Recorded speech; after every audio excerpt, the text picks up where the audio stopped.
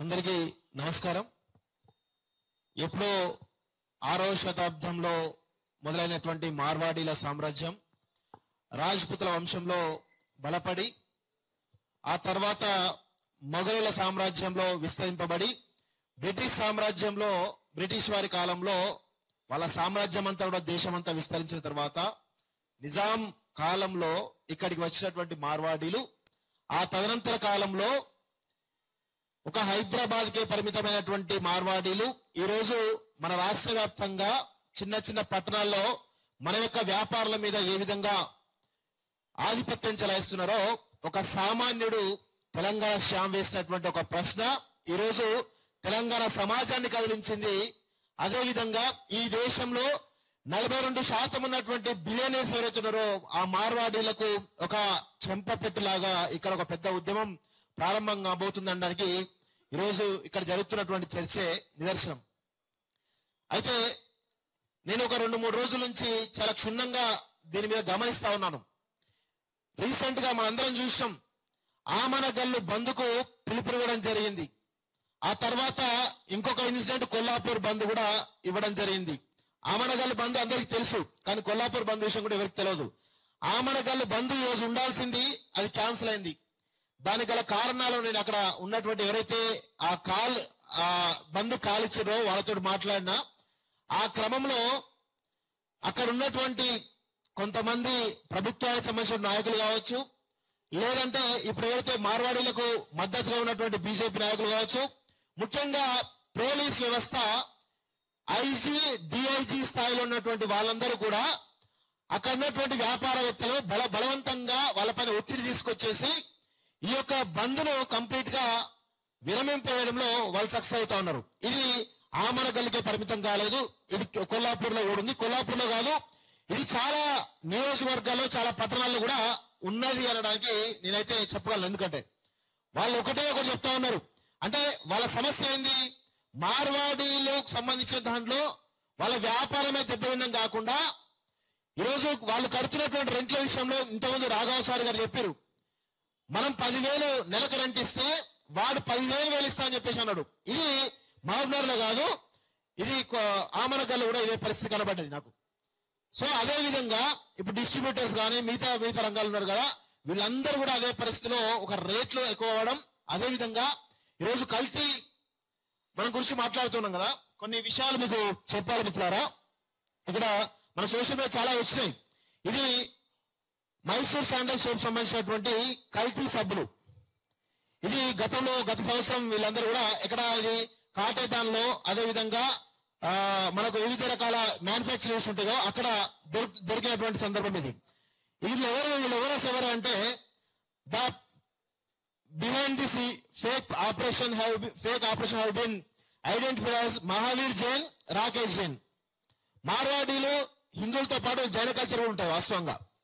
So ఇది వీళ్ళే ఈ ఫేక్ ప్రొడక్ట్స్ కేవలం సబ్లికే పరిమితమా అంటే ఇంకా చాలా ఉన్నాయి. నేను చాలా చెప్తా క్లియర్. ఒకసారి ఇవన్నీ పేపర్లు వచ్చినాయి. హైదరాబాద్ లో ఇంత మోసమా అంటూ బటర్ఫ్లై బ్రాండ్ అని చెప్పేసి నకిలీ ఎల్పిజి స్టవ్ కూడా ఎల్పిజి స్టవ్ ఎవరైతే బటర్ఫ్లై బ్రాండ్ వాటిని కూడా నకిలీ చేస్తున్నారు. అదే విధంగా హైదరాబాద్ లో నకిలీ మైసూర్ శాండ్స్ చూడాలని చెప్పేసి మైసూర్ శాండల్ సోప్స్ అని చెప్పారు. అదొకటి. మూడోది హైదరాబాద్ లో ఫ్యామిలీ జాగ్రత్త, ఈ డ్రమ్ముల్లో ఏముందో తెలిస్తే షాకే. అంటే జంతువుల కలయబరాలతోటి వీళ్ళు ఆయిల్స్ తయారు చేసి మన వంట నూనె ఆయిల్ ఈరోజు ఇట్లా ఇస్తారు. అదేవిధంగా కల్తీ మద్యం, ఒక బగ్గా వైన్స్ అని ఉంటుంది, వాళ్ళ మ్యానుఫ్యాక్చర్ ఉంటారు. అది ఎంత పెద్ద దందా అంటే చాలా పెద్ద దందా బగ్గా వైన్స్ అనేది, అది మార్వాడిస్తే. అదేవిధంగా బ్రాండెడ్ పేరుతో నకిలీ సరుకు 2 కోట్ల. ఇది మన వాడేటువంటి చాపత్తి, జెమినీ చాపత్తి, అదేవిధంగా రెడ్ లేబుల్ చాపత్తి, ఆ చాపత్తి వాటిని కూడా కల్తీ చేస్తున్నారు. అవి కాకుండా అనేక తినుబండాల ప్రొడక్ట్స్ కూడా కల్తీ చేస్తున్నారు. తెలంగాణలో కల్తీ ఐస్ క్రీమ్ కూడా వదిలే వీళ్ళు. అదేవిధంగా మురుగునీటితో కూల్ డ్రింక్స్, కుళ్ళిపోయిన అల్లం వెల్లుల్లి పేస్ట్,